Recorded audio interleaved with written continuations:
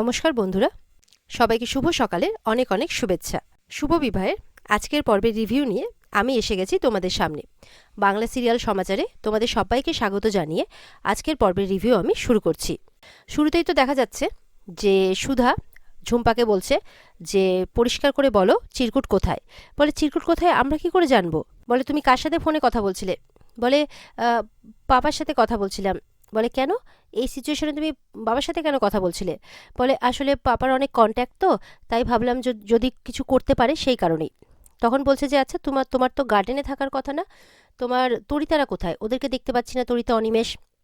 বলছে ওরা গার্ডেনেই আছে, ওরা কাজ করছে, ওই ঠাম্মি যে শাস্তি দিয়েছে সেই কাজ। সুধা বলছে তাহলে তুমি এখানে কি করছো?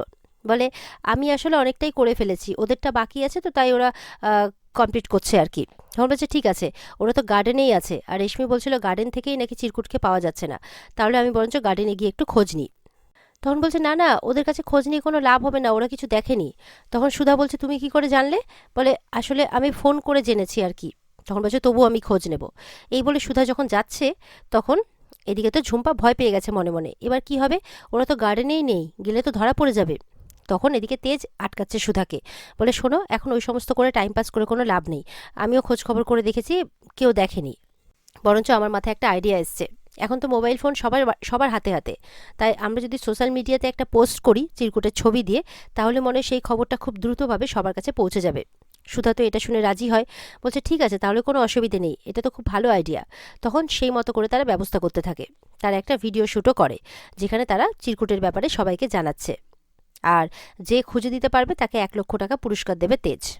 এদিকে কিছুক্ষণ পর সুধা দেখছে যে ঝুম্পা যেখানে দাঁড়িয়ে ছিল সেখানে আর নেই। সুধা সন্দেহ করছে যে কেন জানি না ঝুম্পা মানে কাজকর্মগুলো ঠিক সুবিধের বলে মনে হচ্ছে না। ওদিকে দেখা যাচ্ছে চিরকুটের জন্য নাজেহাল অবস্থা হয়েছে তরিতা আর অনিমেষের। তরিতা বলছে যে কোনো উপায়ে ওকে বাঁধো বাঁধো, কিন্তু যখনই বাঁধতে যাচ্ছে চিরকুট তো এমন মানে মার দিচ্ছে সবাইকে, মানে এমন করছে সবার সাথে যে আর কেউ চিরকুটের সাথে পেরে উঠছে না। তরিতা বলছে তোমার এত বড় চেহারাটা নিয়ে তোমার কাছে তো আরশোলা, তুমি ওর সাথে পেরে উঠছো না। তখন আবার গেছে লড়তে, কিন্তু তাও চিরকুটের সাথে পেরে ওঠে না, লাস্ট অব্দি চিরকুট হাতে কামড়েই দেয়। অবস্থা খারাপ হয় অনিমেষের। এদিকে তো ডলির মুড়ি শেষ হয়ে গেছে, মুড়ি খেয়েও ডলির পেট কিছুতেই ভরেনি।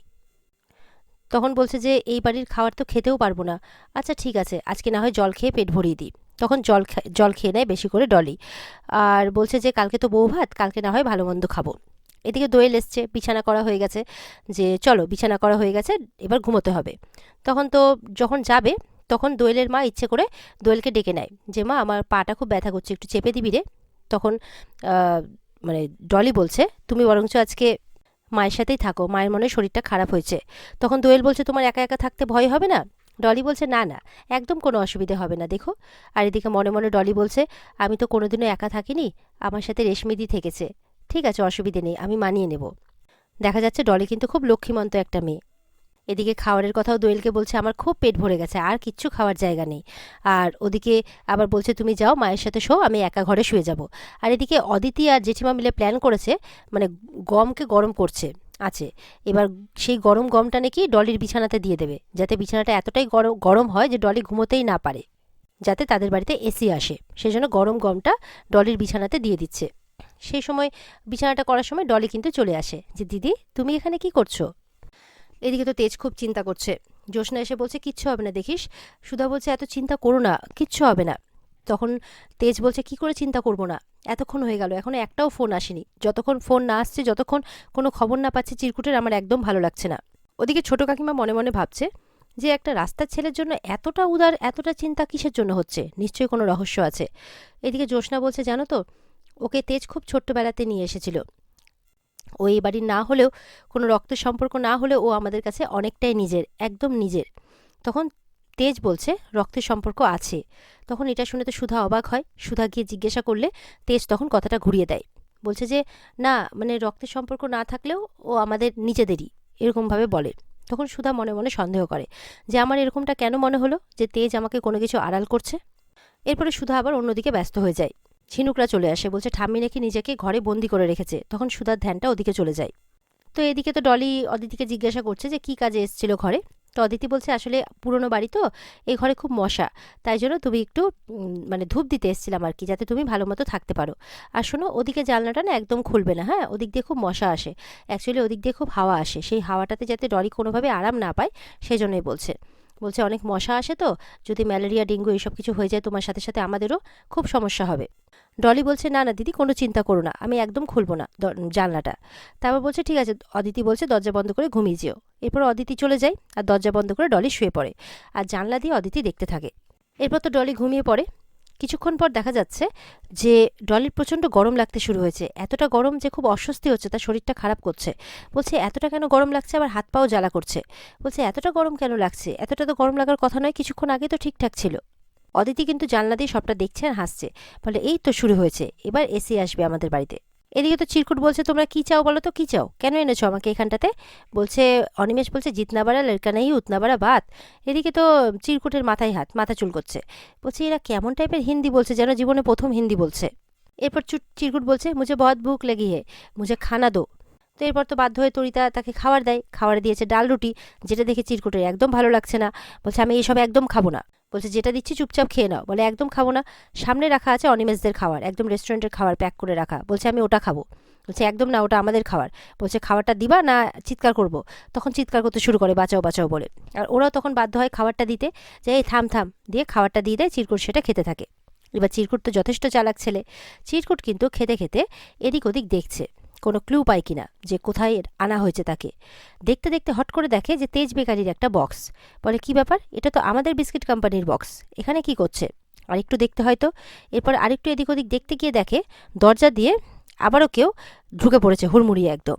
এটা আর কেউ নয়, এটা হচ্ছে ঝুম্পা, সেও অন্যরকম সাজ সেজে এসেছে। তখন চিরকুট মনে মনে ভাবছে যে এ কি।